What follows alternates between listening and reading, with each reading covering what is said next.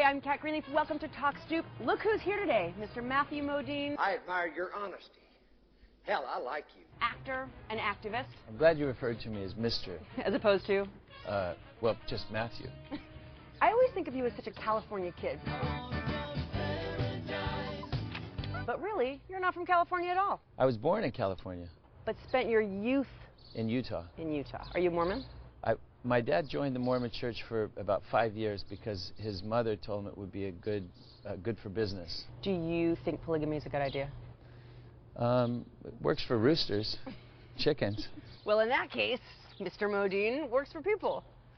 You know, I don't stand in judgment of anybody. If you can eliminate guilt from your life, then maybe it's okay to live that way. I unfortunately can't live that way, or fortunately. I mean, it's not a... I'm very happily married. What was the game changer movie for you? What took you from being just an actor to being a big star? A film I made with Robert Altman called Streamers. Hold on! Give me 10 count off! 1, 2, 3! And that kicked off Harold Becker hiring me for Vision Quest. We always wish for money.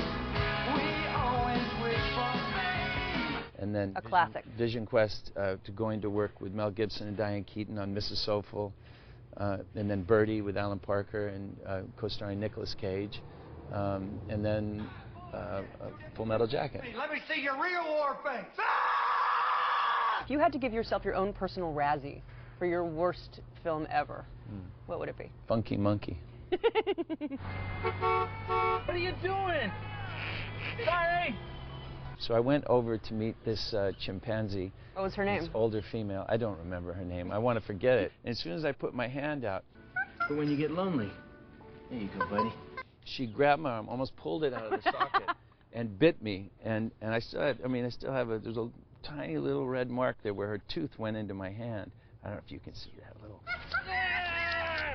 When I moved to New York City, I realized that I wanted to go into a profession that I knew nothing about. That I had this big idea in my idea, you know, being a movie star, being an actor. So I went to Stella Adler's Conservatory of Acting, and the first thing that Stella said when I walked into the classroom, if you came here to be a movie star, you should get up and leave, because I don't teach that. She said, if I'm lucky, I'll teach you to be a human being. I love what you say about Stella teaching you how to be a human being. You know, there's that nonprofit where New York City school kids come to Stella Adler, they study acting for free. Since there's no acting in New York City schools, I don't know if everybody was aware of that, practically none. This is a way that kids can really learn. Well, the arts programs all over the United States are being cut. For Stella Adler's Conservatory of Acting to create a program to bring kids into the schools, to give them an opportunity to learn about acting is unbelievable. Like breath so bitter on your bitter foe. What do you think Stella would have thought of you being on Broadway now? You're on Broadway in your first ever experience on Broadway. Stella would have said, you finally legitimized yourself, Modine. And here you are. Yeah, here I am on Broadway in The Miracle Worker.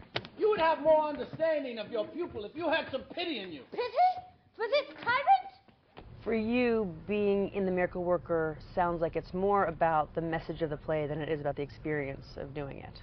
It always has to be that way. It has to be bigger than Matthew Modine. Matthew Modine is just, it sounds so cliche to say it, that you're just the vessel and, or, you know, the thing to tell the story, but it's true. It's true. Mr. Modine, thank you for being on Talk Stoop.